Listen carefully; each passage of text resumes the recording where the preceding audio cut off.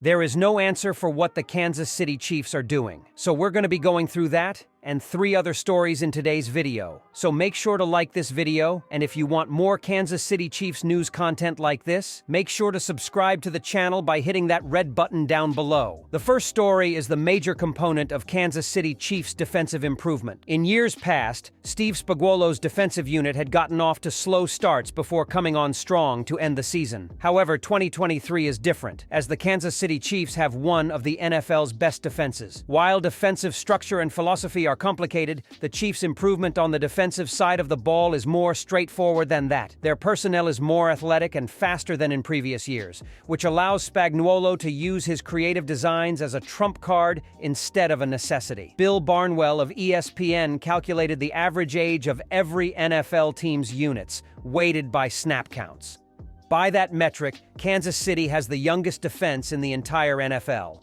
This was a transition made over the last 2 years. The Chiefs have moved away from players like Tyrann Mathieu, Anthony Hitchens, Alex Okafor, Daniel Sorensen, and other staples of Spagnuolo's defense during his first 3 years in Kansas City for younger players in their athletic primes. Defense, at its core, is reactive. You have a play call or scheme you are running, but once the ball is snapped, the defense must react to what the offense is doing. Having athletes who can close on ball carriers, eliminate angles, and cover a larger area of the field helps prevent explosive plays from happening. That is something that the Chiefs struggled with early in Spagnuolo's tenure. They played a boom-or-bust defensive style, blitzing a ton to force negative plays. This year, while the Chiefs are still one of the best blitzing teams in the NFL, it has become an option. This was on full display during the final drive this past week in Germany. The Chiefs' defense didn't blitz on first and second down, only rushing 4 and having 7 players in coverage. They forced an incompletion on both plays, setting up a critical 3rd and 4th down for Miami to stay in the game. That's when Spagnuolo dialed up the blitz to force Tua Tagovailoa to throw an incomplete balloon on 3rd down and scare him into dropping the snap on 4th down. All 4 calls would have been blitzes 2 years ago because that was the only way the Chiefs' defense could win. They can now be multiple and not tip the opponent off to what they are doing, making them terrifying to play against. The Miami Dolphins matchup is the best showcase of the improved athleticism shown on defense. Tyreek Hill, Jalen Waddle, and the rest of Miami's offense have been running through defenses the entire season, especially creating yards after the catch and explosive plays. Kansas City limited Miami to 1 explosive pass all game and limited yards after the catch. For example, there was a slant route Hill ran on 3rd, down against Trent McDuffie. Hill won and had green grass in front of him, but because McDuffie had the recovery speed, he immediately tackled Hill and limited him to only getting the 1st down. Let's look at relative athletic scores, RAS, to quantify the improved team speed on defense. RAS measures a player's athleticism based on their pre-draft testing and compares it to other players at their position. The score is out of 10, with each individual metric also being compared on the same scale. On Sunday, Kansas City predominantly played 10 players in their back 7. 8 had a RAS score of over 9.2, which is elite. Mike Edwards was 748, roughly average. Brian Cook wasn't able to test due to injury, but judging by his touchdown runback, he'd probably be in the high 9s on the RAS scale. That collection of athleticism creates an endless number of defensive possibilities. Of course, the defensive players are great fits and super talented, but the team's speed and athleticism differentiate from years past. Spagnuolo always has a feeling-out process early in the year to see what works and what doesn't. With the versatility and athleticism of his personnel, there haven't been the kinks of years past. It has become a running comment that the defense gets the Spags bump after Halloween and in the playoffs. The rest of the NFL should be even more terrified if that happens for this year's Chiefs team. The second story is Andy Reid confirms popular suspicion about Kadarius Toney's role in Kansas City Chiefs offense. The Kansas City Chiefs are back from their bye week, using Monday as a day for light work and simply getting back in the swing of things.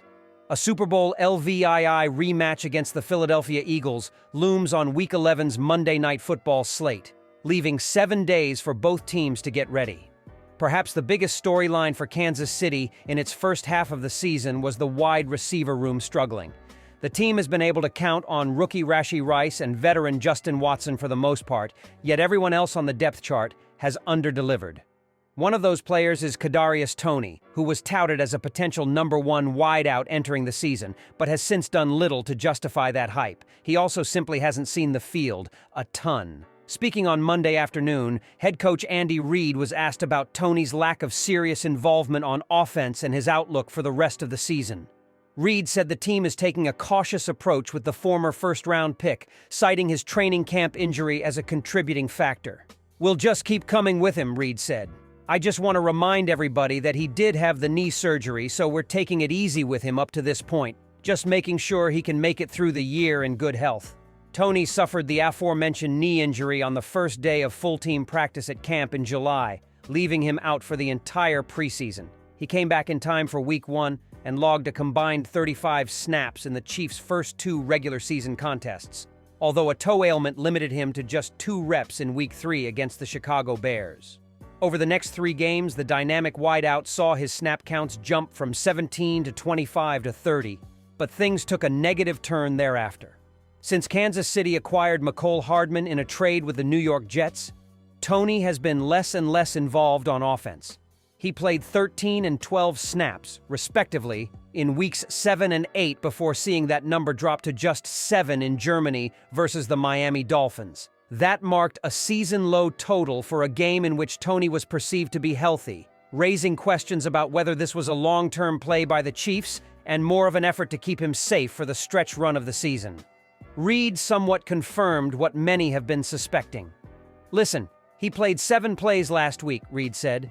"We can play him more than that and still be okay. And then we just keep an eye on his leg and make sure that we're repping that out the right way and let him keep progressing as we go here throughout the year."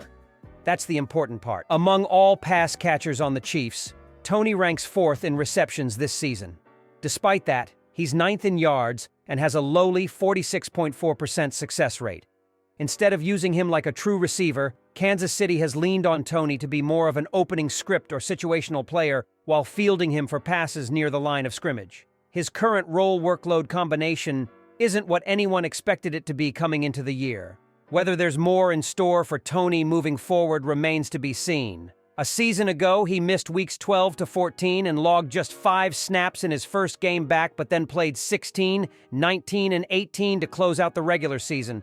On the other hand, he had 10 offensive reps between his final 2 playoff outings. How the Chiefs choose to unleash Toney with the bye in the rearview mirror will be telling, as it isn't like the rest of the receivers are so good that there isn't a spot for him on offense. The Kansas City Chiefs entered their bye week 7-2 and with one of the best records in the NFL. They are the defending Super Bowl champions. They have a future Hall of Famer and offensive mastermind as head coach in Andy Reid. They have a 2-time MVP at quarterback in Patrick Mahomes, who is widely viewed as the best player in the NFL. They have arguably the greatest tight end of all time in Travis Kelce, and this season they have the best defense of the Reid-Mahomes era.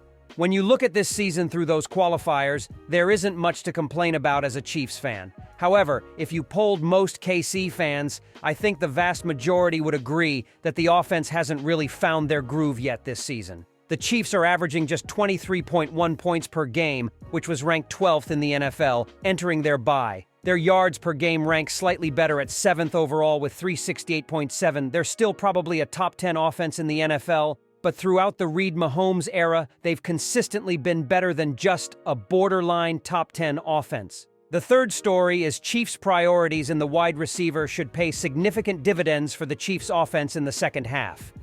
Kelce is putting up very good numbers again this season, and he should continue to be the top pass catcher in this offense. After that, it's been a mess when you look at the production versus playing time of KC's other options. Below are the team's top wide receivers and their offensive snaps, receptions, receiving yards, and receiving touchdowns so far this season. You can make excuses for Moore and MVS, but the bottom line is that they clearly either aren't getting open, Mahomes doesn't trust them enough to throw them the ball when they do. Either way, they can't average a combined 79 snaps per game in the second half of the season. That is just far too many wasted snaps. While Hardman and Toney haven't done much with the targets they've received so far, At least Mahomes has shown he trusts them enough to throw them the ball when they're on the field.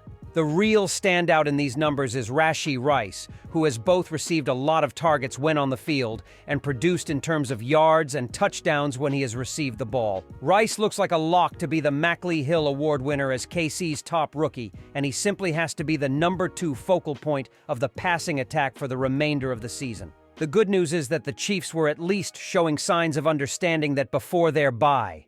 Rice has only been the team leader in wide receiver snaps twice this season, but those 2 games were their final 2 games before the bye.